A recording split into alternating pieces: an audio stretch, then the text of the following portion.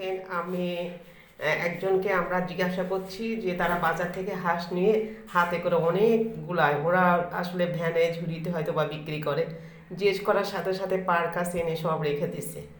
তো আসলে ক্যামেরায় সম্ভবত আমাদের দেখা যাচ্ছে না। তো যাই হোক, আমরা হাঁসের কথা জিজ্ঞেস করছি, আর ঠিক এখানটায় এসে আমরা জিজ্ঞাসা করছিলাম উপরে গাছটা ভালো লাগলো। আমি সারা জীবনই গাছের প্রতি আমার দুর্বল। আমাদের বাড়িতেও এরকম মানে বাসার সামনে নিম গাছ লাগানো আছে, যে বাতাসটা আমরা খুব সহজেই নেই।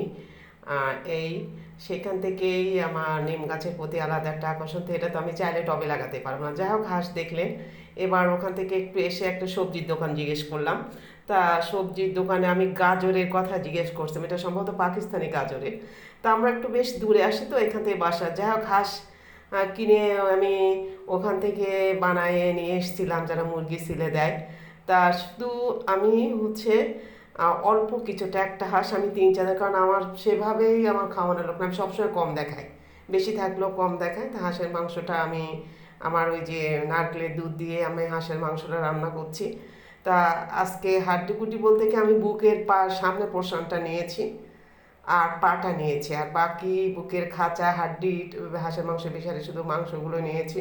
কারণ তার উপর আমি বাইরে গেছিলাম বিকাল 4টার দিকে নিয়ে এসে আমাদের খেতে গেলে তো বেশ সময় ব্যাপারটা। হাঁসের মাংসটা ভুনলাম, সাথে কিছুটা রুটি করা ছিল, এটা খাবো রুটি পরেটা, আর ফ্ল্যাক্সে চা বানানো আছে। সব মিলাই বাড়ির থেকে এসে জন্য খেতে পারি।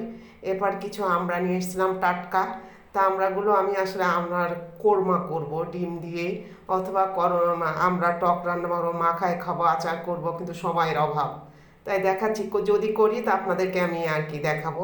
তা আমি হাঁসের মাংসটা অত দূর থেকে এই যে মিষ্টি জিরাটা রেখে দিলাম, পাঁচফোড়ন আছে আচারটা বানানোর জন্য, কিছু পেঁপে সাইজ করা আছে, আর এই যে 2 কেজি আটা কিনে নিয়ে এসেছিলাম। হাঁসের মাংস ওই যারা মুরগি কাটে ওদের দিয়ে সাইজ করে নিয়েছিলাম, বলছিলাম ওদের কেটে দেয়, ওরা আশেপাশের লোকজন ওরাই কেটে সাইজ করে দিয়েছিল, কারণ হাঁস বাসা কোটা খাওয়ার অনেক খাওয়া হয় না।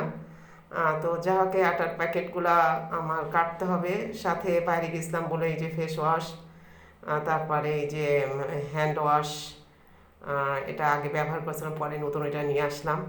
তারপর এই যে ভাত ঝরঝরা করলাম এসে খুব কম সময়ের মধ্যে। হাঁসের মাংস এগুলো সব জমা আছে। মূল উদ্দেশ্য হাঁসের মাংস এবার দিন আপনাদের সাথে পুরোটাই শেয়ার করব।